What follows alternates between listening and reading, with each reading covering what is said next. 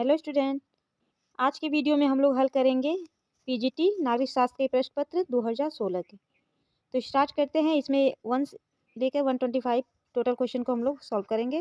पहला प्रश्न हमारा है कि विदेश नीति में लंबी और अल्पकालिक प्रयासों की प्रकृति का निर्धारण क्या करता है। तो विदेश नीति में लंबी और अल्पकालिक प्रयासों की प्रकृति का निर्धारण करता है राष्ट्रीय हित को। राष्ट्रीय हित निर्धारण करता है। The cold war retrospect and prospect के लेखक कौन है। The cold war retrospect and prospect के लेखक कौन है। तो the cold war retrospect and prospect के लेखक है फ्रेडरिक एल शूमैन। और इस पुस्तक में जो सोवियत संघ और अमेरिका के बीच जो तनाव उत्पन्न हुए थे शीतकालीन युद्ध के समय, उसका वर्णन किया गया है। The cold war retrospect and prospect पुस्तक है फ्रेडरिक एल शूमैन की। नेक्स्ट है संयुक्त राष्ट्र शब्द को किसने बनाया या किसने गढ़ा। तो संयुक्त राष्ट्र शब्द का प्रयोग सर्वप्रथम किया था रूजवेल्ट ने।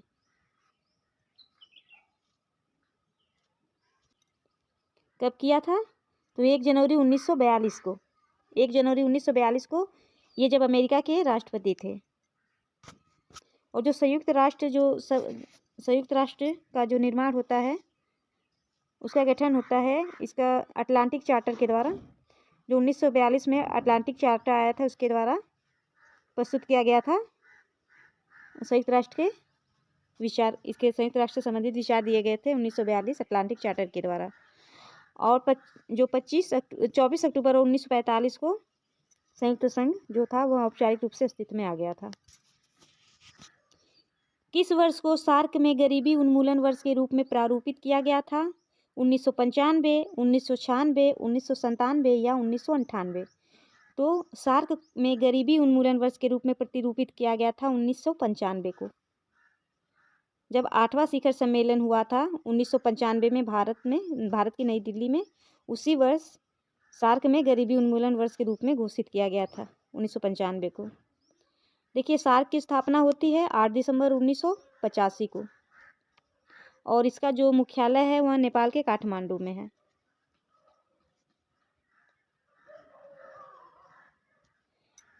वर्तमान दशकों में चीन की विदेश नीति का केंद्रीय मार्गदर्शक सिद्धांत कौन सा रहा है। तो वर्तमान दशकों में चीन की विदेश नीति का केंद्रीय मार्गदर्शक सिद्धांत कौन सा रहा है। उदार दर्शन या कम्युनिस्ट दर्शन, धर्म दर्शन या लोकतांत्रिक दर्शन। तो चीन की विदेश नीति का केंद्रीय मार्गदर्शक सिद्धांत जो वर्तमान में है वह है कम्युनिस्ट दर्शन या माओ दर्शन। ऑप्शन 2 हमारा सही होगा। प्रशासन का बुनियादी और आवश्यक तत्व कौन सा है। प्रशासन का बुनियादी और आवश्यक तत्व कौन सा है। बजट या प्रशासनिक कानून, संगठन या अनुशासन। तो हमारा आंसर सही होगा ऑप्शन 3। संगठन जो है वह प्रशासन का बुनियादी और आवश्यक तत्व माना गया है। स्टीफन पी रॉबिन्स के अनुसार संप्रेषण के 3 प्रकार के अवरोधों में शामिल नहीं है। तो स्टीफन पी रॉबिन्स ने जो संप्रेषण के 3 प्रकार के अवरोधों को बतलाया है उसमें क्या सम्मिलित नहीं है। शारीरिक या व्यक्तिगत, तकनीकी या भाषा। तो स्टीफन पी जो रॉबिन्स है इन्होंने तकनीकी को अवरोधों के रूप में शामिल नहीं किया है। इन्होंने 3 प्रकार के अवरोध बतलाए थे संप्रेषण के, शारीरिक, व्यक्तिगत और भाषा को। अगला हमारा प्रश्न है कि स्वतंत्र नियामक आयोग अद्वितीय नवाचार है। स्वतंत्र नियामक आयोग अद्वितीय नवाचार है। यूएस प्रशासनिक प्रणाली का, यूके प्रशासनिक प्रणाली का, भारतीय प्रशासनिक प्रणाली का या स्विस प्रशासनिक प्रणाली का। तो जो स्वतंत्र नियामक आयोग है यह यूएस प्रशासनिक प्रणाली का जो है नवाचार है, अद्वितीय नवाचार है। अगला प्रश्न है चयन की प्रक्रिया में पहला आवश्यक कदम कौन सा है। चयन की प्रक्रिया में पहला आवश्यक कदम कौन सा है। नीति निर्माण या कार्यकारी निर्देश, कोष नियंत्रण या भर्ती। तो हमारा आंसर इसमें होगा भर्ती। चयन की प्रक्रिया में पहला आवश्यक कदम माना गया है भर्ती को। बाकी देखिए जो कोष निर्माण है, कोष नियंत्रण है, यह संबंधित है राज्य की कोषों से। और नीति निर्माण और कार्यकारी निर्देश जो है यह संबंधित है सरकार के क्रियाकलापों से। तो हमारा आंसर सही होगा भर्ती जो है यह चयन की प्रक्रिया में पहला आवश्यक कदम है। निम्नलिखित में से कौन सी पद्धति नई भर्ती के सिविल सेवकों के दोष और कमियों को दूर करता है। निम्नलिखित में से कौन सी पद्धति है जो कि नई भर्ती में जो सिविल सेवक आते हैं उनके दोषों, उनके कमियों को दूर करने में सहायता करता है। तो स्थानांतरण, पदोन्नति या प्रशिक्षण या प्रेरणा। तो जो हमारा आंसर सी होगा आपका प्रशिक्षण। प्रशिक्षण जो है वह जो नई भर्ती में सिविल सेवक आते हैं उनके दोषों और कमियों को दूर करता है। अगला प्रश्न है कि निम्नलिखित में से कौन सा पदोन्नति का सबसे पुराना सिद्धांत माना जाता है। निम्नलिखित में से कौन सा पदोन्नति का सबसे पुराना सिद्धांत माना जाता है। वरिष्ठता का सिद्धांत या योग्यता का सिद्धांत, श्रेणी निर्धारण सिद्धांत या अनुशासन का सिद्धांत। तो जो पदोन्नति का सबसे पुराना सिद्धांत है वह है वरिष्ठता का सिद्धांत। ऑप्शन 1 हमारा सही होगा। और जो पदोन्नति के सिद्धांत हैं वह 2 हैं, एक पहला है वरिष्ठता का सिद्धांत, दूसरा है योग्यता का सिद्धांत। अध्यक्षात्मक शासन प्रणाली में प्रशासन पर कार्यकारी नियंत्रण का प्रयोग कौन करता है। अध्यक्षात्मक शासन प्रणाली में प्रशासन पर कार्यकारी नियंत्रण का प्रयोग कौन करता है। प्रधानमंत्री या मंत्रिमंडल, राष्ट्रपति या गवर्नर। तो हमारा आंसर सही होगा आपका राष्ट्रपति। अध्यक्षात्मक शासन प्रणाली में प्रशासन पर कार्यकारी नियंत्रण जो होता है वह राष्ट्रपति का होता है। अध्यक्षात्मक शासन कहाँ पर है तो अमेरिका में। पॉलिटिक्स पुस्तक को किसने लिखा है, जिसे राजनीतिक विचारों की एक महान कीर्ति माना जाता है। प्लेटो ने, कौटिल्य ने, अरस्तु ने या आरजे गेटल ने। तो पॉलिटिक्स पुस्तक के लेखक है अरस्तु। राज्य का आत्मतत्व किसे माना जाता है। भूभाग या जनसंख्या, सरकार या संप्रभुता। तो राज्य का आत्मतत्व माना जाता है संप्रभुता को। ऑप्शन 4 सही है। निम्नलिखित में से कौन आत्मरक्षा के अधिकार को व्यक्ति का प्राकृतिक अधिकार मानता है। तो आत्मरक्षा के अधिकार को व्यक्ति का प्राकृतिक अधिकार मानने वाले विचारक हैं हॉब्स। ऑप्शन 2 हमारा सही होगा। हॉब्स ने आत्मरक्षा के अधिकार को व्यक्ति का प्राकृतिक अधिकार माना है। इनमें से कौन संप्रभुता की विशेषता नहीं है। अविभाज्यता या निरपेक्षता, अस्थायी या व्यापक। तो जो संप्रभुता की विशेषता नहीं है वह है अस्थायी, क्योंकि जो संप्रभुता है वह स्थायी होती है। ऑप्शन 3 हमारा सही होगा। कौन सी विधि को राष्ट्र की मौलिक विधि के रूप में माना जाता है। आम विधि या संवैधानिक विधि, साधारण विधि या लोक विधि। तो संवैधानिक विधि को राष्ट्र के मौलिक विधि के रूप में माना जाता है, संवैधानिक विधि को। ऑप्शन 2 हमारा सही है। जनतंत्र एक ऐसी शासन प्रणाली है जिसमें प्रत्येक व्यक्ति भागीदार होता है। यह परिभाषा किसने दी थी। जनतंत्र एक ऐसी शासन प्रणाली है जिसमें प्रत्येक व्यक्ति भागीदार होता है। यह परिभाषा है जेम्स ब्राइस की या एल लावेल की या जॉन सीले की या एबी डायसी की। तो हमारा आंसर इसमें होगा जॉन सीले। सीले कहते हैं कि जो जनतंत्र है एक ऐसी शासन प्रणाली है जिसमें प्रत्येक व्यक्ति भागीदार होता है। यह कथन है जॉन सीले का। ऑप्शन हमारा 3 सही होगा। वैज्ञानिक समाजवाद निम्न के रूप में भी जाना जाता है। तो वैज्ञानिक समाजवाद को और कौन से रूप में जाना जाता है। मार्क्सवाद या अराजकतावाद, उदारतावाद या फासीवाद। हमारा आंसर सही होगा मार्क्सवाद। वैज्ञानिक समाजवाद को मार्क्सवाद के रूप में जाना जाता है। वैज्ञानिक समाजवाद के प्रवर्तक कौन है तो कार्ल मार्क्स हैं। नागरिकता की अवधारणा में किसने गुलामों को बाहर रखा। नागरिकता की अवधारणा में किसने गुलामों को बाहर रखा, यानी नागरिकता में उन्होंने किसके द्वारा नागरिकता गुलामों को नहीं दी गई या उसे नागरिक नहीं माना गया, राज्य का नागरिक नहीं माना गया। तो वह प्लेटो थे, अरस्तु थे, हॉब्स या ऑस्टिन। तो हमारा आंसर सही होगा अरस्तु। अरस्तु ने नागरिकता की अवधारणा में गुलामों को बाहर रखा। गुलामों के साथ साथ इन्होंने बच्चों और महिलाओं को भी नागरिकता की अवधारणा से बाहर रखा। निम्नलिखित में से कौन सा गांधी जी का विचार गांधीवाद समाजवाद का शिष्य माना जाता है। गांधीवादी समाजवाद का शिष्य माना जाता है। सत्याग्रह, अहिंसा, स्वराज या सर्वोदय। तो जो सर्वोदय जो है यह गांधी जी का विचार गांधीवादी समाजवाद का शिष्य माना जाता है। सर्वोदय माने सबका उदय। ऑप्शन 4 हमारा सही होगा। अगला प्रश्न है निम्नलिखित में से कौन सी संघ की सर्वाधिक महत्वपूर्ण विशेषता मानी जाती है। एकल नागरिकता, कमजोर न्यायपालिका, लचीला संविधान या संघ राज्य के बीच शक्ति का विभाजन।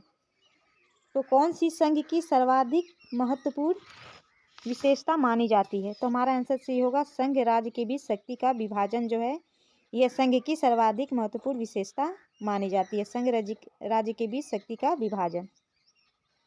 अगला प्रश्न है, लैटिन शब्द मैंडेमस परमादेश का अर्थ है सशरीर प्रस्तुतिकरण, अधीनस्थ न्यायालय में वाद को हटाना, प्राधिकारी को चुनौती देना या हम आदेश देते हैं। तो लैटिन शब्द जो मैंडेमस है या परमादेश है, इसका अर्थ है हम आदेश देते हैं। हमारा ऑप्शन सही होगा 4, हम आदेश देते हैं। यह कब किया जाता है, परमादेश कब जारी किया जाता है? जब कोई जो पदाधिकारी है वो अपने सार्वजनिक कर्तव्य का निर्वहन नहीं करता है, तब उसे परमादेश के कर्तव्य का पालन करने का आदेश दिया जाता है। हमारा आंसर सही। लोकसभा का कार्यकाल कितना है? तो लोकसभा का कार्यकाल है 6 साल, 4 साल, 3 साल या 5 साल। तो हमारा ऑप्शन सही होगा ऑप्शन 4, 5 साल। लोकसभा का कार्यकाल है 5 साल। भारत में सबसे उच्च और अंतिम न्यायिक अदालत कौन सी है? उच्चतम न्यायालय, उच्च न्यायालय, मार्शल कोर्ट, सत्र अदालत। जो आंसर हमारा होगा इसमें उच्चतम न्यायालय। भारत में सबसे उच्च और अंतिम न्यायिक अदालत है उच्चतम न्यायालय। भारतीय संविधान में एकीकृत न्याय व्यवस्था की स्थापना की गई है, जिसमें शीर्ष स्थान पर आप रखेंगे, शीर्ष स्थान पर है उच्चतम न्यायालय और इसके अधीन है उच्च न्यायालय। उच्चतम न्यायालय के अधीन है उच्च न्यायालय। इनकी बात की गई है, सर्वोच्च न्यायालय की बात की गई है अनुच्छेद 124 से 147 के मध्य। अनुच्छेद 124 से 147 के मध्य सर्वोच्च न्यायालय से संबंधित। निम्नलिखित में से कौन एक सुमेलित नहीं है, उसका हमें चयन करना है। ऑस्ट्रेलिया संघीय सरकार, ऑस्ट्रेलिया में संघीय सरकार है, सही है। संयुक्त राज्य अमेरिका में संघीय सरकार, ये भी सही है। फ्रांस में एकात्मक सरकार, ये भी सही है। कनाडा एकात्मक सरकार, तो ये गलत हुआ, कनाडा में संघात्मक सरकार है। तो ऑप्शन 4 हमारा गलत है, हमें गलत का ही चयन करना था, जो कि सुमेलित नहीं उसका चयन करना था। तो ऑस्ट्रेलिया संघीय सरकार, संयुक्त राज्य अमेरिका संघीय सरकार, फ्रांस एकात्मक सरकार। हमारा आंसर सही होगा, कनाडा में एकात्मक सरकार न होकर संघात्मक सरकार है। संयुक्त राज्य अमेरिका में कार्यपालिका का प्रमुख कौन है? तो संयुक्त राज्य अमेरिका में कार्यपालिका का प्रमुख होता है राष्ट्रपति। जो राष्ट्रपति है यह संयुक्त राज्य अमेरिका में कार्यपालिका का प्रमुख हो। कौन सा अनुच्छेद संवैधानिक अदालतों की स्थापना के लिए प्रावधान करता है जो संयुक्त राज्य अमेरिका की न्यायिक शक्तियों का उपयोग करता है?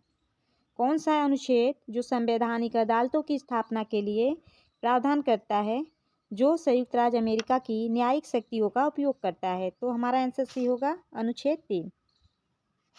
जो अनुच्छेद 3 है यह संयुक्त राज्य अमेरिका में जो संवैधानिक अदालतों की स्थापना का प्रावधान करता है।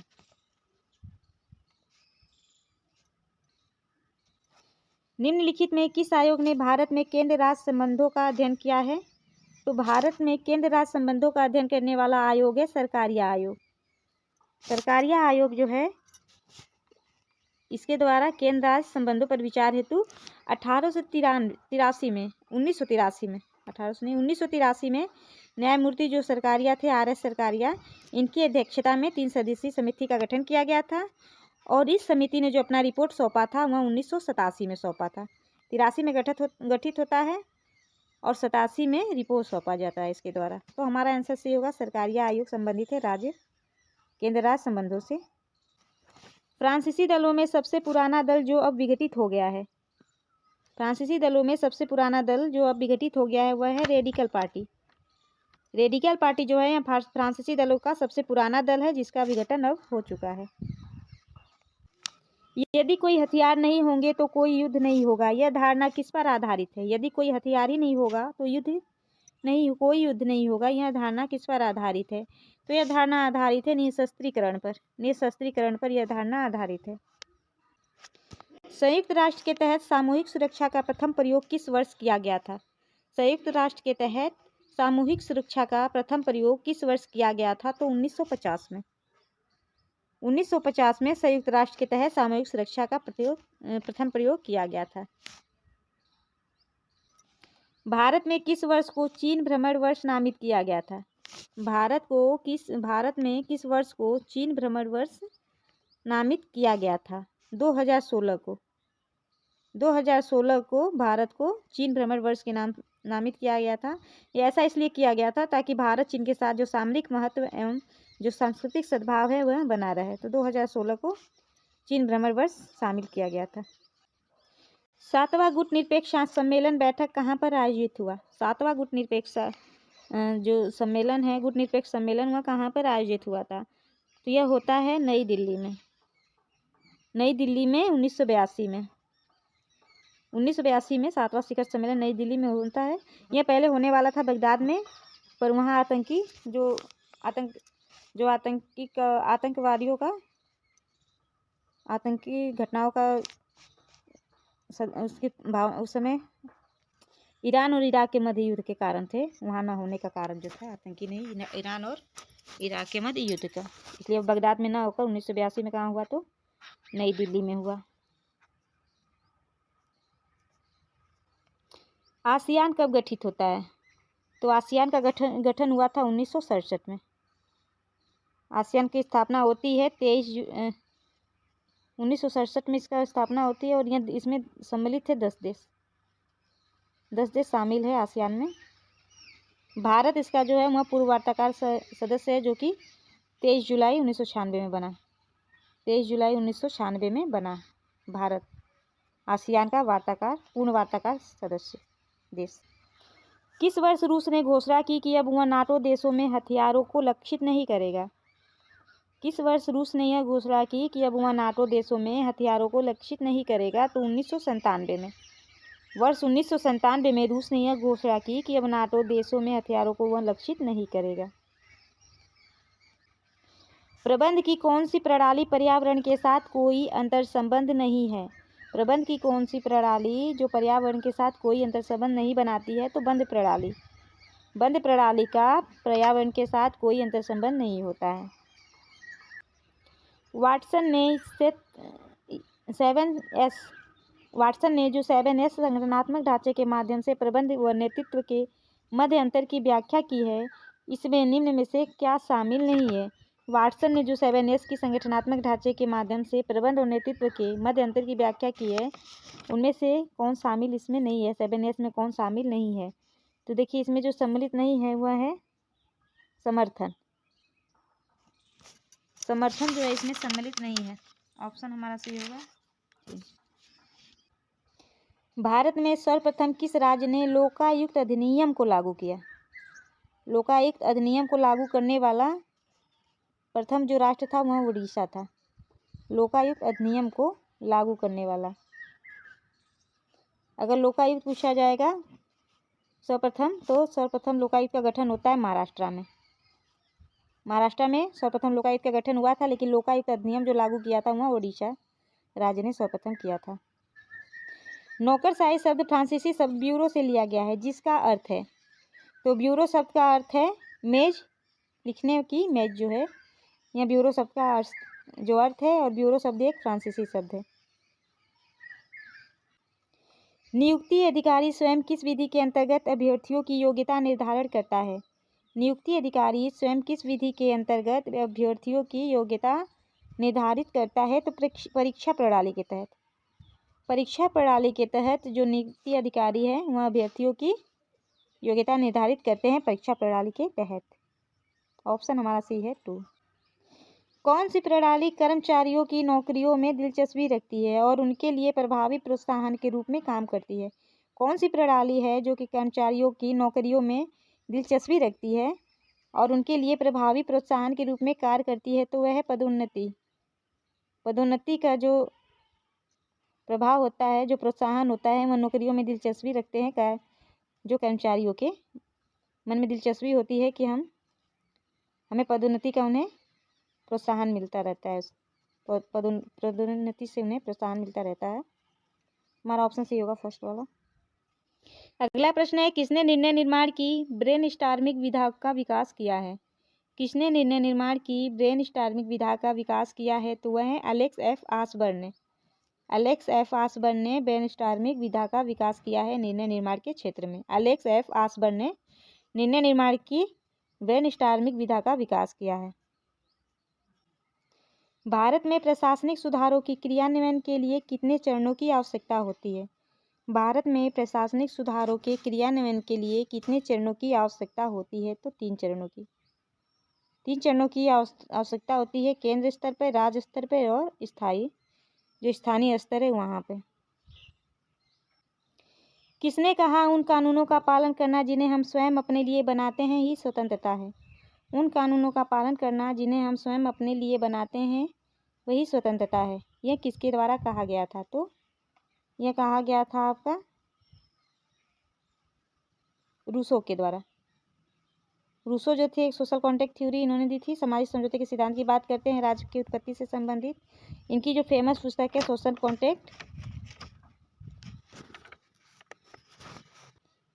किस हिंदू शास्त्र में यह कहा गया है कि यद्यपि राजा इंसान है फिर भी उसे किसी से नफरत नहीं करनी चाहिए क्योंकि वह मनुष्य के आकार में एक ईश्वर है। यह बात की गई है मनुस्मृति में। मनुस्मृति में यह बात की गई है कि जो राजा है वह इंसान तो है फिर भी वह किसी से नफरत नहीं कर सकता क्योंकि वह मनुष्य के रूप में क्या है? तो एक ईश्वर है।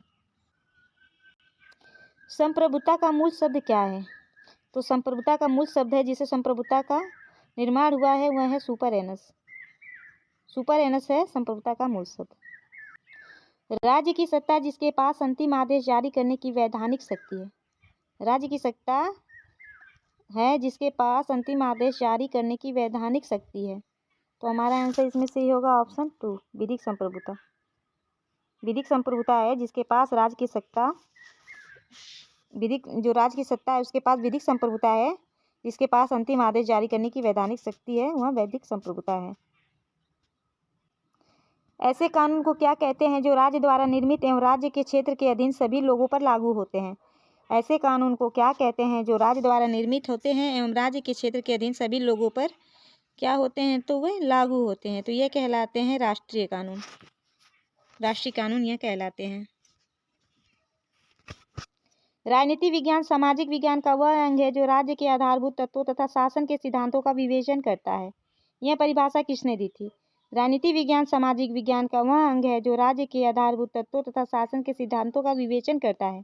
यह परिभाषा दी थी पॉल जेनेट ने। पॉल जेनेट के द्वारा यह परिभाषा दी गई थी और यही परिभाषा 2021 के पेपर में भी देखिए पूछी गई थी। किसे पहले स्वप्नलोकी राजनीतिक विचारक के रूप में माना जाता है? तो पहले स्वप्नलोकी विचारक माने जाते हैं प्लेटो। प्लेटो माने जाते हैं पहले स्वप्नलोकी राजनीतिक विचारक। निम्नलिखित में से किसे एक क्रांतिकारी पंथ के एक मसीहा के रूप में माना जाता है?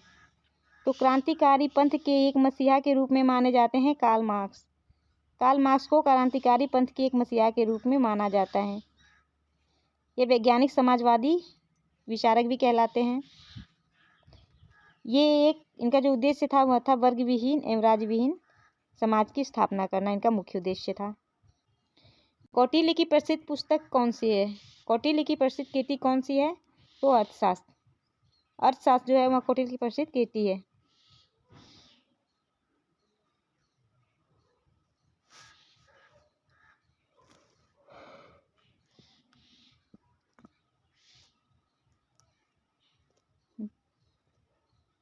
अगला हमारा प्रश्न है कौन से अनुच्छेद के तहत भारतीय नागरिकों को 6 स्वतंत्रताएं दी गई है? तो अनुच्छेद 19 के तहत भारतीय नागरिकों को 6 प्रकार की स्वतंत्रताएं दी गई है जिसमें है वाक्य की स्वतंत्रता या व्यक्ति की स्वतंत्रता। सेकेंड है आपकी शांतिपूर्वक जो सम्मेलन है शांतिपूर्वक सम्मेलन करने की स्वतंत्रता। तीसरा है संघ बनाने की स्वतंत्रता। चौथे पे है भारत के राज्य क्षेत्र में अबाध संचरण की स्वतंत्रता।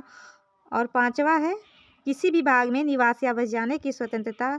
छठवां है आपका कोई वृत्ति या रोजगार या उपजीविका है या व्यापार है उसे करने की स्वतंत्रता है। ये 6 प्रकार की स्वतंत्रता जो दी गई है आपकी अनुच्छेद 19 के तहत दी गई है।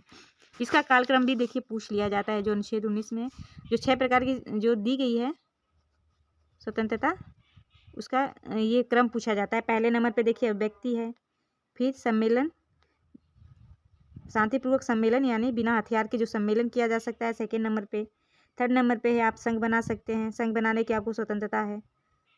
फोर्थ है कि आप एक किसी राज्य क्षेत्र में आप आबाद रूप से परिभ्रमण कर सकते हैं। और चौथे नंबर पे 5वें नंबर पे है किसी भाग में आप निवास कर सकते हैं। और छठे भाग पे है किसी वृत्ति या कोई भी आप रोजगार करना चाहें तो कहीं भी कर सकते हैं। ये 6 प्रकार की स्वतंत्रता दी गई है आपको अनुच्छेद 19 के तहत। राज्यसभा का पदेन सभापति कौन है? तो राज्यसभा का पदेन सभापति होता है उपराष्ट्रपति। उपराष्ट्रपति अनुच्छेद 64 के अनुसार, अनुच्छेद 64 के अनुसार राष्ट्रपति जो है, उपराष्ट्रपति जो है वह राज्यसभा का पदेन सभापति होगा। अगला है, भारत में मंत्रिमंडल का नेता निम्नलिखित में से कौन है? भारत में मंत्रिमंडल का नेता निम्नलिखित में से कौन है? तो प्रधानमंत्री। भारतीय संविधान के अनुच्छेद 74 में, अनुच्छेद जो 74 है, 74 है, इसके तहत राष्ट्रपति को सहायता और सलाह देने के लिए एक मंत्रिपरिषद होगी जिसका नेता होगा या जिसका प्रधान होगा प्रधानमंत्री। राज्यसभा की अध्यक्षता कौन करता है? तो राज्यसभा की अध्यक्षता करते हैं लॉर्ड चांसलर। ऑप्शन फर्स्ट सही होगा, जो चांसलर है वह। निम्नलिखित में से कौन सीनेट की अध्यक्षता करने वाला पदेन अधिकारी होता है? तो सीनेट की अध्यक्षता करने वाला पदेन अधिकारी होते हैं उपराष्ट्रपति। संयुक्त राज्य अमेरिका की विदेश नीति को अंतिम रूप कौन प्रदान करता है? संयुक्त राज्य अमेरिका की विदेश नीति को अंतिम रूप कौन प्रदान करता है? तो राष्ट्रपति। संयुक्त राज्य अमेरिका की विदेश नीति को अंतिम रूप जो प्रदान करते हैं वह राष्ट्रपति द्वारा प्रदान किया जाता है। फ्रांसीसी संविधान का कौन सा अनुच्छेद प्रधानमंत्री को विधायिका में विधायी पहल देता है? फ्रांसीसी संविधान का कौन सा अनुच्छेद प्रधानमंत्री को विधायिका में विधायी पहल देता है? हमारा आंसर सी होगा, अनुच्छेद 39, अनुच्छेद 39। जो अनुच्छेद 39 है वह प्रधानमंत्री को विधायिका में विधायी पहल देता है। निम्नलिखित में से कौन सा एकल दल प्रणाली के लिए एक उदाहरण है? निम्नलिखित में से कौन सा देश जो कि एकल दल प्रणाली का एक उदाहरण है, जहाँ एक ही दल व्यवस्था है, वह है चीन। चीन में एक दलीय प्रणाली की व्यवस्था है, यहाँ एक ही दल है। और इसके अलावा क्यूबा में एक दलीय व्यवस्था है। अमेरिका और इंग्लैंड जो है यहाँ द्विदलीय व्यवस्था है, भारत में बहुदलीय व्यवस्था है। शक्ति संतुलन व्यवस्था के संतुलन का सबसे अधिक इस्तेमाल किया जाने वाला साधन क्या है? शक्ति संतुलन व्यवस्था में संतुलन करने के लिए जो सबसे अधिक इस्तेमाल किया जाता है वह साधन क्या है? तो वह है सहसंबंध। सहबंध जो है यह शक्ति संतुलन को स्थापित करने के लिए सबसे ज़्यादा प्रयोग किया जाता है, सहबंध। सामूहिक सुरक्षा निम्न में से किससे अधिक व्यवस्थित है? सामूहिक सुरक्षा निम्न में से किससे अधिक व्यवस्थित है? तो जो सामूहिक सुरक्षा है वह सबसे अधिक व्यवस्थित है शक्ति का संतुलन से। शक्ति के संतुलन से सबसे अधिक व्यवस्थित है जो सामूहिक सुरक्षा है। शिकागो स्कूल जिसने व्यवहारवादी आंदोलन हेतु महत्वपूर्ण भूमिका अदा की थी, इसकी स्थापना किसने की? तो शिकागो स्कूल जिसने व्यवहारवादी आंदोलन हेतु महत्वपूर्ण भूमिका अदा की थी, इसकी स्थापना करने वाले हैं चार्ल्स मेरियम। चार्ल्स मेरियम ने इसकी स्थापना की थी और चार्ल्स मेरियम को व्यवहारवादी आंदोलन है उसका बौद्धिक जनक भी कहा जाता है। चार्ल्स मेरियम को व्यवहारवादी आंदोलन के बौद्धिक जनक के रूप में जाना जाता है। निम्नलिखित में से कौन सा संयुक्त राष्ट्र का सबसे बड़ा अंग है? निम्न में से कौन सा अंग है जो कि संयुक्त राष्ट्र का सबसे बड़ा अंग है? वह है सामान्य सभा। सामान्य सभा जो है यह संयुक्त राष्ट्र का सबसे बड़ा अंग है। दक्षिण सहयोग के लिए वार्षिक संयुक्त राष्ट्र दिवस मनाया जाता है। दक्षिण सहयोग के लिए वार्षिक संयुक्त राष्ट्र दिवस मनाया जाता है 12 सितंबर को। 12 सितंबर को देखिए, दिसंबर दिया, 12 सितंबर हुआ हमारा आंसर। 12 सितंबर को संयुक्त राष्ट्र दिवस मनाया जाता है। दक्षिण सहयोग के लिए वार्षिक संयुक्त राष्ट्र दिवस मनाया जाता है 12 सितंबर को। निम्नलिखित में से क्या मानव संबंध आंदोलन से स्वाभाविक रूप से विकसित हुआ? निम्नलिखित में से क्या मानव संबंध आंदोलन से स्वाभाविक रूप से विकसित हुआ था? वह हुआ है, हमारा आंसर इसमें क्या सही होगा? हमारा आंसर सही होगा व्यवहारवादी उपागम है, यह मानव संबंध आंदोलन से स्वाभाविक रूप से क्या हुआ है? तो इसका विकास होता रहा है। प्रशासनिक नीति की मुख्य वाक्य का निर्धारण करने का कार्य है।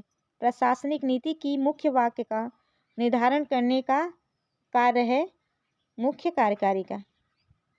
मुख्य कार्यकारी का कार्य है प्रशासनिक नीति की मुख्य वाक्य का निर्धारण करना। जब सरकार आर्थिक, वित्तीय या व्यवसायिक कार्य करती है तो निम्न में से क्या सामान्य रूप से स्थापित किया जाता है? जब सरकार आर्थिक, वित्तीय या व्यवसायिक कार्य करती है तो निम्न में से क्या सामान्य रूप से स्थापित किया जाता है?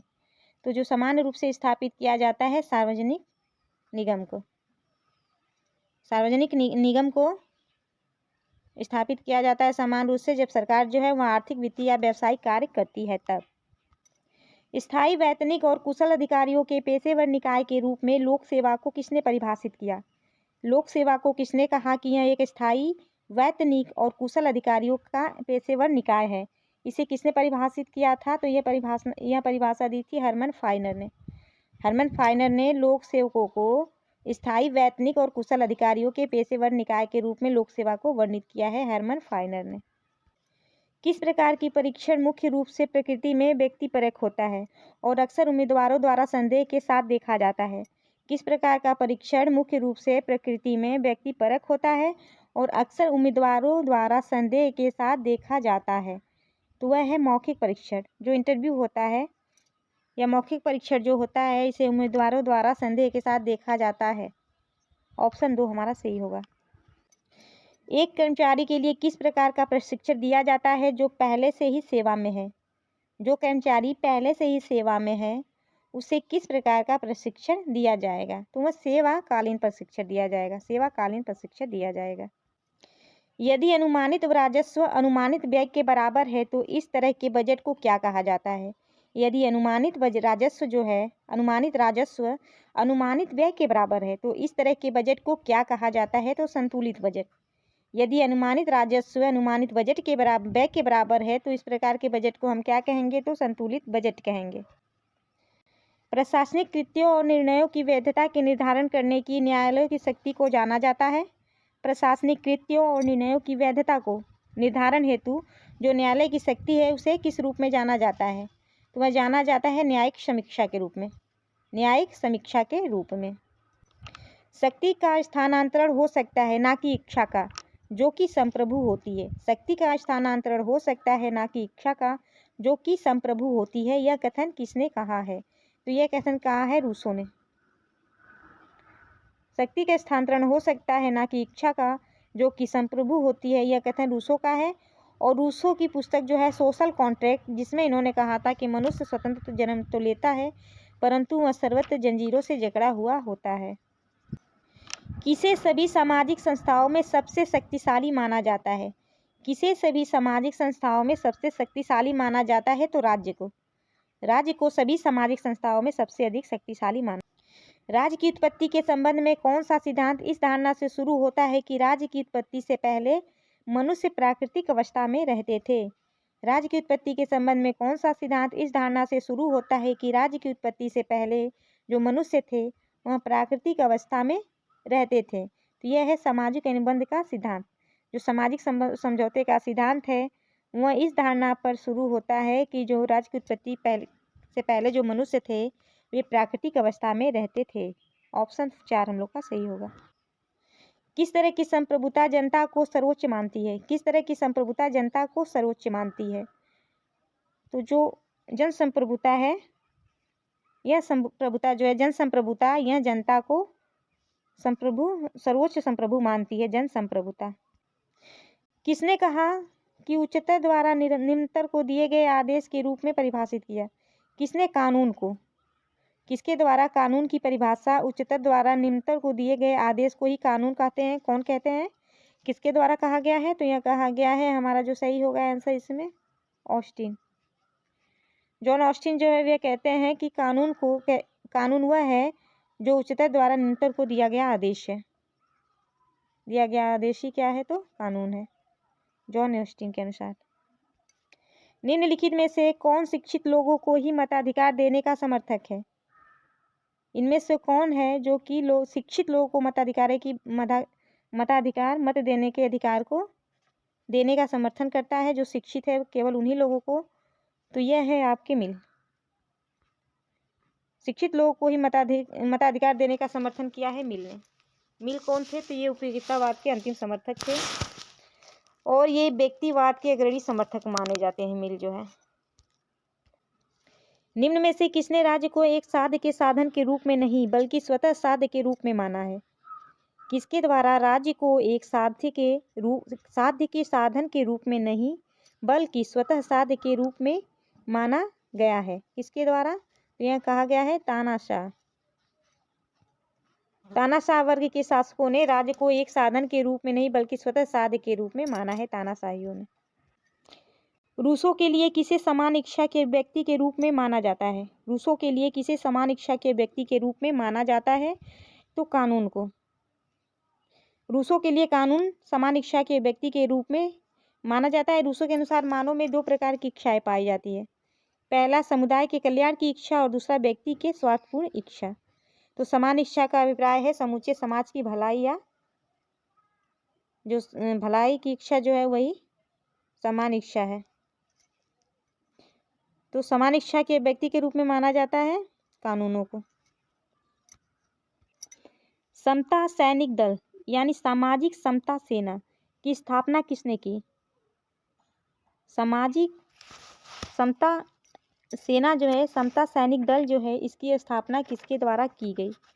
तो समता सैनिक दल की स्थापना की गई थी BR अम्बेडकर के द्वारा। भारतीय संविधान का अनुच्छेद 17 समाप्त करता है। तो अनुच्छेद 17 समाप्त करता है अस्पृश्यता को। अस्पृश्यता को अनुच्छेद 17 समाप्त करता है। भारतीय संविधान का कौन सा अनुच्छेद संसद के प्रत्येक सदन को अपनी प्रक्रिया और कार्य व्यवहार के संचालन को विनियमित करने के लिए नियम बनाने का अधिकार देता है? भारतीय संविधान का कौन सा अनुच्छेद है जो संसद के प्रत्येक सदन को अपनी प्रक्रिया और कार्य व्यवहार के संचालन को विनियमित करने के लिए नियम बनाने का अधिकार देता है? वह अनुच्छेद है 118। भारतीय संविधान का अनुच्छेद 118 जो है यह संसद के प्रत्येक सदन को अपनी प्रक्रिया और कार्य व्यवहार के संचालन को विनियमित करने के लिए नियम बनाने का अधिकार देता है। अनुच्छेद 118। भारतीय संविधान का कौन सा अनुच्छेद है जो राष्ट्रपति को क्षमा दान की शक्ति प्रदान करता है? भारतीय संविधान का वह कौन सा अनुच्छेद है जो राष्ट्रपति को क्षमा दान की शक्ति प्रदान करता है? तो अनुच्छेद 72। अनुच्छेद 72 राष्ट्रपति को क्षमादान की शक्ति प्रदान करता है। ब्रिटिश संसद के निम्न लोकप्रिय प्रत्यक्ष निर्वाचित शक्तिशाली सदन कौन है? ब्रिटिश संसद का निम्न लोकप्रिय और प्रत्यक्ष निर्वाचित शक्तिशाली सदन कौन सा है? तो वह है कॉमन सभा। ब्रिटिश संसद के निम्न लोकप्रिय और प्रत्यक्ष निर्वाचित शक्तिशाली सदन जो है वह है कॉमन सभा। हाउस ऑफ कॉमन्स के सदस्य होने की आयु क्या है इसमें? तो 18 वर्ष है और इसकी कोरम की संख्या 40 है। कोरम जो है इसकी कॉमन संख्या जो कोरम संख्या वह 40 है। राजनीतिक दल लोगों का एक समूह है जो ऐसे सिद्धांत पर सहमत हो जिसके द्वारा राष्ट्रीय हित की पूर्ति की जा सके। राजनीतिक दल लोगों का एक ऐसा समूह है जो ऐसे सिद्धांत पर सहमत हो जिसके द्वारा राष्ट्रीय हित की पूर्ति की जा सके। यह कथन किसका है? यह परिभाषा किसका है? तो यह परिभाषा है एडमंड बर्क का। बर्क क्या थे? तो एक रूढ़िवादी विचारक थे। कौन थे? रूढ़िवादी विचारक थे। इनका कथन है कि राजनीतिक दल लोगों का समूह है जो ऐसे सिद्धांत पर सहमत हो जिसके द्वारा राष्ट्रीय हित की पूर्ति की जा सके। ऑप्शन 4 सही होगा, एडमंड बर्क। अमेरिकी संविधान का कौन सा अनुच्छेद राष्ट्रपति के कार्यालय से संबंधित है? अमेरिकी संविधान का कौन सा अनुच्छेद जो राष्ट्रपति के कार्यालय से संबंधित है? तो अनुच्छेद 2। अनुच्छेद 2 जो है यह अमेरिकी राष्ट्रपति के कार्यालय से संबंधित है। 4 जुलाई 1976 को अमेरिका क्या होता है? तो स्वतंत्र होता है। स्वतंत्र घोषणा पत्र जारी करता है जिसके निर्माता थे थॉमस जेफरसन। संविधान का प्रयोग होता है 1789 से। 1789 से संविधान का प्रयोग होता है और अमेरिकी संविधान का अनुच्छेद 2 जो है वह राष्ट्रपति के कार्यालय से संबंधित होता है। फ्रांस के राष्ट्रपति के कार्यकाल की अवधि क्या है? फ्रांस के राष्ट्रपति के कार्यकाल की अवधि यानी फ्रांस के राष्ट्रपति का कार्यकाल कितना है? कितने वर्ष का होता है? तो 5 वर्ष का। फ्रांस के राष्ट्रपति का कार्यकाल होता है 5 वर्ष का। फ्रांस में जो है वह बहुदलीय शासन प्रणाली है और फ्रांस के संविधान से ही भारतीय संविधान में जो गणतंत्रात्मक शासन व्यवस्था को लिया गया है। निम्नलिखित में से कौन सी संस्था चीन में कानून बनाने वाली सर्वोच्च संस्था के रूप में मानी जाती है? निम्नलिखित में से कौन सी संस्था है जो चीन में कानून बनाने वाली सर्वोच्च संस्था के रूप में मानी जाती है? तो वह संस्था है एनपीसी। एनपीसी जो है यह संस्था चीन के कानून बनाने वाली सर्वोच्च संस्था के रूप में मानी जाती है। चीन में एकदलीय प्रणाली व्यवस्था है जबकि भारत में क्या है? तो बहुदलीय। तो एनपीसी जो है यह सर्वोच्च संस्था है चीन में कानून बनाने वाली, एनपीसी। समत्व से असमत्व में निरंतर परिवर्तित होने वाला निम्न में से क्या है? समत्व से असमत्व में निरंतर परिवर्तित होने वाला निम्न में से क्या है? तो वह है शक्ति का संतुलन। शक्ति का संतुलन जो है यह समत्व से असमत्व में निरंतर परिवर्तित होता रहता है। कौन सा सिद्धांत सभी के लिए एक और एक के लिए सभी पर आधारित है? कौन सा सिद्धांत सभी के लिए एक और एक के लिए सभी पर आधारित है? तो वह है सामूहिक सुरक्षा का सिद्धांत। सामूहिक सुरक्षा का सिद्धांत जो है यह सभी के लिए एक और एक के लिए सभी पर आधारित होता है, जो विश्व शक्ति संतुलन से संबंधित है। देखिए, इसका अर्थ यही है कि यदि संयुक्त राष्ट्र संघ के किसी भी सदस्य राष्ट्र की प्रभुता, किसी भी सदस्य जो संयुक्त राष्ट्र संघ के सदस्य हैं, उनके किसी भी राष्ट्र की प्रभुता का अथवा शांति सुरक्षा पर कोई संकट उत्पन्न होता है तो सभी राष्ट्र सामूहिक कार्रवाई करने हेतु प्रतिबद्ध होंगे। इसका अर्थ यही है। तो सामूहिक सुरक्षा। कौन सा हित प्राथमिक और स्थायी दोनों हितों से उभर सकता है? कौन सा हित प्राथमिक और स्थायी दोनों हितों से उभर सकता है? तो परिवर्तनीय हित। परिवर्तनीय हित जो है यह प्राथमिक और स्थायी हितों से दोनों से उभर सकता है। परिवर्तनीय हित।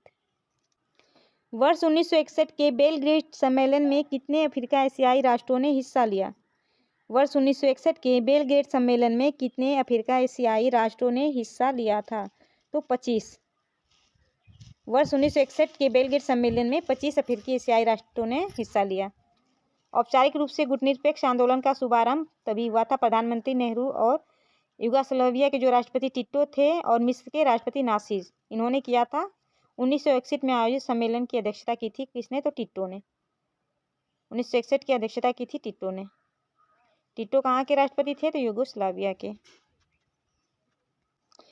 जॉर्ज और कोहेन ने राष्ट्रीय हित की व्याख्या के 3 तत्वों में निम्न में से किसे शामिल नहीं किया है?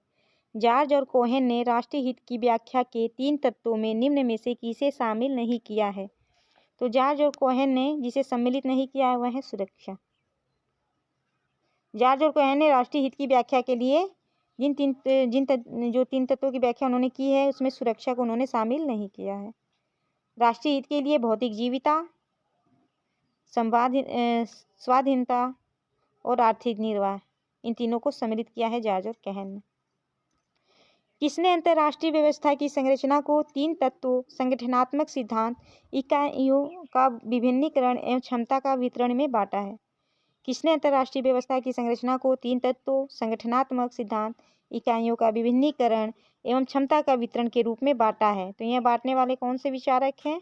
यह है आपके वाल्टज। जो वाल्टज हैं इन्होंने अंतर्राष्ट्रीय व्यवस्था की संरचना को 3 तत्वों, पहला संगठनात्मक सिद्धांत, दूसरा इकाइयों का विभिन्नीकरण और तीसरा क्षमता का वितरण के रूप में बांटा है। एक विशिष्ट समस्या को हल करने के लिए विभिन्न पाठ्यक्रमों से कार्यवाही का एक पाठ्यक्रम चुनने की प्रक्रिया के लिए कहा जाता है। एक विशिष्ट समस्या को हल करने के लिए विभिन्न पाठ्यक्रमों से कार्यवाही का एक पाठ्यक्रम चुनने की प्रक्रिया के लिए कहा जाता है, तो उसे कहा जाता है निर्णय निर्माण।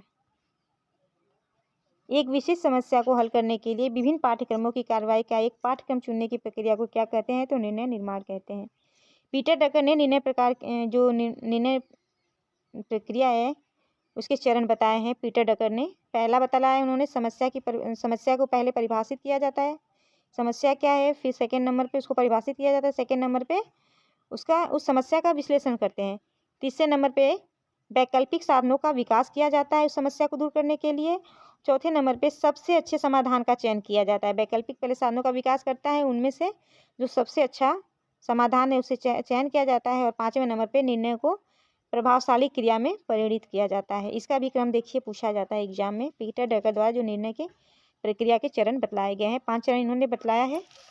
पहले समस्या को परिभाषित करना, फिर समस्या को विश्लेषण करना, वैकल्पिक तीसरे नंबर पे है वैकल्पिक साधनों का विकास करना, चौथे पे सबसे अच्छे समाधान का चयन करना, और पांचवें पे है निर्णय को प्रभावशाली क्रिया में परिणित करना। तो हमारा आंसर क्या है? निर्णय निर्माण। अगला प्रश्न है, मुनि के अनुसार संगठन का सार्वभौमिक सिद्धांत कौन सा है? मुनि के अनुसार संगठन का सार्वभौमिक सिद्धांत कौन सा है? तो पदसोपान। जो पदसोपान है यह मुनि के अनुसार संगठन का सार्वभौमिक सिद्धांत का संगठन है। पदसोपान जो है संगठन का सार्वभौमिक सिद्धांत है। जो संगठन है संगठन का जो सार्वभौमिक सिद्धांत के नियंत्रण का विस्तार है वह है आदेश की एकता, केंद्रीकरण को इसमें शामिल करता है, और आदेश की एकता को केंद्रीकरण को भी इसमें मूने ने शामिल किया है। लेकिन जो प्रथम मूने बात करता है प्रथम पद सोपान की, तो वह होगा आपका प्रथम रूप में जो बात करता है वो पद सोपान की बात करता है। प्रथम स्थान पे वह पद सोपान को रखता है। पूछा गया है, यह भी क्वेश्चन कई बार पूछा गया है कि मूने के अनुसार संगठन का सार्वभौमिक सिद्धांत कौन सा सिद्धांत है, या संगठन का प्रथम संगठन के सिद्धांत में सर्वप्रथम किसे माना है मूने ने, तो पद सोपान को माना है। पहला स्थान वह पद सोपान को देता है। कौन सा विभाग एक राष्ट्र की प्रशासनिक संरचना के साथ उच्चतम औपचारिक स्थिति में रहते हैं? कौन सा विभाग है जो एक राष्ट्र की प्रशासनिक संरचना के साथ उच्चतम औपचारिक स्थिति में रहता है? वह है सरकारी विभाग। सरकारी विभाग एक राष्ट्र की प्रशासनिक संरचना के साथ उच्चतम औपचारिक स्थिति में रहता है। क्यों? क्योंकि प्रशासन में सरकारी विभाग को ही महत्वपूर्ण कार्यों के निष्पादित करने का दायित्व सौंपा जाता है, इसीलिए। किस वर्ष में अमेरिकी सरकार ने अपना पहला स्वतंत्र नियामक आयोग अर्थात अंतर्राज्यीय वाणिज्य आयोग की स्थापना की? किस वर्ष में अमेरिकी सरकार ने अपना पहला स्वतंत्र नियामक आयोग अर्थात अंतर्राज्यीय वाणिज्य आयोग की स्थापना की? तो वह कहते हैं 1887 में। 1887 में स्वतंत्र नियामक आयोग यूएस प्रशासनिक प्रणाली की अद्वितीय अनुसार है की स्थापना होती है 1887 में। आंतरिक रूप से भर्ती की प्रक्रिया को कहा जाता है। आंतरिक रूप से जो भर्ती की प्रक्रिया होती है उसे क्या कहा जाता है? तो पदोन्नति प्रणाली कहा जाता है। आंतरिक रूप से भर्ती की प्रक्रिया कहलाती है पदोन्नति प्रणाली। सेना में प्रवेश करने से पहले सार्वजनिक सेवा के इच्छुक लोगों को किस प्रकार का प्रशिक्षण दिया जाता है? सेना में प्रवेश करने से पहले सार्वजनिक सेवा के इच्छुक लोगों को किस प्रकार का प्रशिक्षण दिया जाता है? तो पूर्व प्रवेश प्रशिक्षण। पूर्व प्रवेश प्रशिक्षण जो है वह सेना में प्रवेश करने से पहले सार्वजनिक सेवा के इच्छुक लोगों को दिया जाता है। पूर्व प्रशिक्षण। सिविल सेवकों की उनके कार्य संगठन के प्रति अभिवृत्ति और दृष्टिकोण को संदर्भित किया जा सकता है। सिविल सेवकों की उनके कार्य संगठन के प्रति अभिवृत्ति और दृष्टिकोण को संदर्भित किया जा सकता है। किसके द्वारा? तो मनोबल के द्वारा। मनोबल के द्वारा सिविल सेवकों की उनके कार्य संगठन के प्रति अभिवृत्ति और दृष्टिकोण को संदर्भित किया जाता है मनोबल के द्वारा। प्रत्येक संसदीय प्रणाली में संसद के बैठकों में प्रश्नों के लिए अलग के समय निर्धारण किया जाता है, जिसे कहते हैं। प्रत्येक संसदीय प्रणाली में संसद के बैठकों में प्रश्नों के लिए अलग से समय निर्धारित किया जाता है। उसे क्या कहते हैं? तो उसे कहते हैं प्रश्नोत्तर घंटा। प्रश्नोत्तर घंटा उसे कहा जाता है, जो कि 11 से लेके 11 बजे से 12 बजे तक होता है सुबह से। किसने कहा कि राजनीतिक विज्ञान राज्य के साथ प्रारंभ और अंत होता है? राज्य का प्रारंभ और अंत, राजनीतिक विज्ञान का अंत राज्य के साथ राजनीतिक विज्ञान राज्य के साथ प्रारंभ होता है और अंत भी होता है। यह कहने वाले हैं गार्नर। यह कहने वाले कौन विचारक है आपके? गार्नर। कौन सा तत्व राज्य की सर्वोच्च शक्ति के रूप में जाना जाता है? कौन सा तत्व जो राज्य के सर्वोच्च शक्ति के रूप में जाना जाता है वह है संप्रभुता। संप्रभुता जो है वह राज्य के सर्वोच्च शक्ति के रूप में जाना जाता है। निम्नलिखित में से कौन सा ऐतिहासिक सिद्धांत माना जाता है? निम्नलिखित में से कौन सा ऐतिहासिक सिद्धांत माना जाता है? तो विकासवादी सिद्धांत जो है उसे ऐतिहासिक सिद्धांत के रूप में जाना जाता है। राजनीति शास्त्र के अध्ययन के व्यवहारवादी उपागम के विकास के लिए उत्तरदायी राजनीतिक वैज्ञानिक कौन था? राजनीति शास्त्र के अध्ययन के व्यवहारवादी उपागम के विकास के लिए उत्तरदायी राजनीतिक वैज्ञानिक कौन था? तो वैज्ञानिक थे डेविड ईस्टन। डेविड ईस्टन जो थे ये राजनीति शास्त्र के अध्ययन के व्यवहारवादी उपागम के विकास के लिए उत्तरदायी थे। राजनीतिक वैज्ञानिक डेविड ईस्टन। देखिए, ईस्टन ने एक ऐसे बौद्धिक प्रवृत्ति तथा तथ्यात्मक शैक्षणिक आंदोलन कहा था। किसे? तो व्यवहारवादी उपागम को। क्या कहा था इन्होंने? व्यवहारवादी उपागम को इन्होंने बौद्धिक प्रवृत्ति तथा तथ्यात्मक शैक्षणिक आंदोलन कहा था, डेविड ईस्टन। किस सिद्धांत को संप्रभुता के एकत्व सिद्धांत के विरोध के रूप में माना जाता है? किस सिद्धांत को संप्रभुता के एकत्व सिद्धांत के विरोध के रूप में जाना जाता है? बहुलवाद को। बहुलवाद को संप्रभुता के एकत्व सिद्धांत के विरोध में माना जाता है। निम्नलिखित में से किसका अर्थ है कि प्रकृति ने सभी मनुष्यों को समान बनाया है? निम्नलिखित में से किसका अर्थ है कि प्रकृति ने सभी मनुष्यों को समान बनाया है, यानी इसमें पूछा गया है कि प्रकृति ने सभी मनुष्यों को समान बनाया है, इसे कौन संदर्भित करता है निम्न कथनों में से? सामाजिक समानता, नागरिक समानता, प्राकृतिक समानता या राजनीतिक समानता। प्रकृति ने सभी मनुष्यों को समान बनाया है तो प्राकृतिक समानता इसे संदर्भित करता है, व्याख्यात करता है। किस प्रकार की सरकार में संप्रभुता जनता में निहित होती है? किस प्रकार की सरकार में जो संप्रभुता है वह जनता में निहित होती है? तो जनतंत्र में। जनतंत्र या लोकतंत्र में जो संप्रभुता है वह जनता में निहित होती है। मनु के अनुसार निम्नलिखित में से कौन राज्य के अंग नहीं है? मनु के अनुसार निम्नलिखित में से कौन सा राज्य का अंग नहीं है? तो पुरोहित। पुरोहित जो है यह मनु के अनुसार राज्य का अंग नहीं है। देखिए इन्होंने जो अंग बतलाए थे, 7 अंग बतलाए थे, सप्तांग सिद्धांत 7 अंग बतलाए थे राज्य के मनु ने। पहला है राजा, दूसरा है आपका अमात्य, तीसरा है कोष, चौथा पूर्व, पांचवा दंड, छठा मित्र और सातवां राष्ट्र। इसमें आप पुरोहित का इसमें नहीं होगा, तो राजकांग नहीं माना है मनु ने पुरोहित को। निम्नलिखित में से कौन मार्क्सवादी दर्शन की क्रांति से प्रभावित थे? निम्नलिखित में से कौन मार्क्सवादी दर्शन की क्रांति से प्रभावित थे? तो मार्क्सवादी दर्शन की क्रांति से प्रभावित थे जयप्रकाश नारायण। जयप्रकाश नारायण जो थे वे मार्क्सवादी दर्शन से प्रभावित थे। इनके द्वारा जो विचार दिए गए हैं समाजवाद का, समग्र क्रांति का और दलविहीन राजतंत्र की बात करते हैं जेपी नारायण। जेपी नारायण ने समाजवाद को 3 भागों में बांटा था, मार्क्सवादी समाजवाद, लोकतांत्रिक समाजवाद और गांधीवादी समाजवाद यानी सर्वोदय। इन 3 भागों में इन्होंने समाजवाद को बांटा था। तो जयप्रकाश नारायण जो थे वे मार्क्सवादी दर्शन की क्रांति से प्रभावित थे। निम्न में से कौन सा भारतीय संविधान का अनुच्छेद सार्वजनिक सेवाओं में अवसर की समानता प्रदान करता है? निम्न में से कौन सा भारतीय संविधान का अनुच्छेद सार्वजनिक सेवाओं में अवसर की समानता प्रदान करता है? तो कौन सा अनुच्छेद है जो कि अवसर की समानता प्रदान करता है? अनुच्छेद आपका होगा 16। भारतीय संविधान के भाग 3 के अनुच्छेद 16 में सार्वजनिक सेवाओं में अवसर की समानता दी गई है और राज्य के अधीन किसी भी नियोजन या पद के संबंध में केवल धर्म, मूल वंश, जाति, लिंग, उद्भव, जन्म स्थान, निवास या इनमें से किसी के आधार पर न तो कोई नागरिक अपात्र होगा न उसके साथ कोई भेदभाव किया जाएगा अनुच्छेद 16 के तहत। भारतीय संविधान के किस हिस्से में मौलिक कर्तव्यों को शामिल किया गया है? तो भारतीय संविधान के किस हिस्से में मौलिक कर्तव्यों को शामिल किया गया है? तो 4A।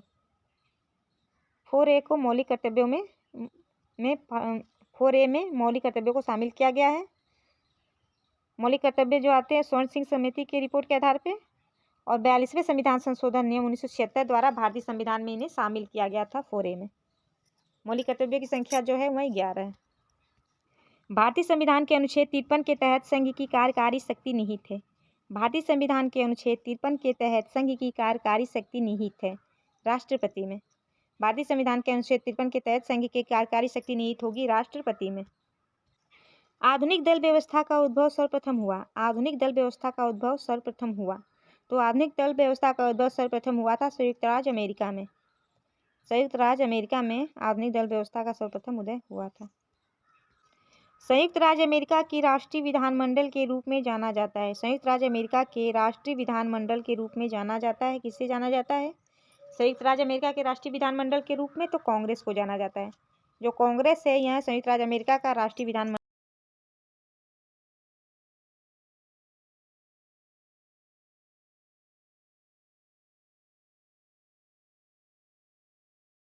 सीनेट की कुल सदस्यों की संख्या कितनी है? तो सीनेट के कुल सदस्यों की संख्या है 100।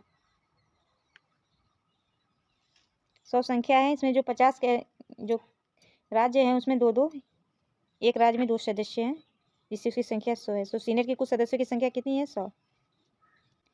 फ्रांस की व्यवस्थापिका का निचला सदन कौन सा है? फ्रांस की व्यवस्थापिका का निचला सदन कौन सा है? तो फ्रांस की व्यवस्थापिका का निचला सदन जो है वह है चैम्बर ऑफ डेप्यूटीज। फ्रांस की व्यवस्थापिका का निम्न सदन है चैम्बर ऑफ डेप्यूटीज और उस सदन सीनेट है इसका भी। निम्न में से कौन सा एक दबाव समूह की विशेषता नहीं है? निम्न में से कौन सा दबाव समूह इसकी विशेषता नहीं है? तो चुनाव में सहभागी होना, चुनाव लड़ना या चुनाव में सहभागी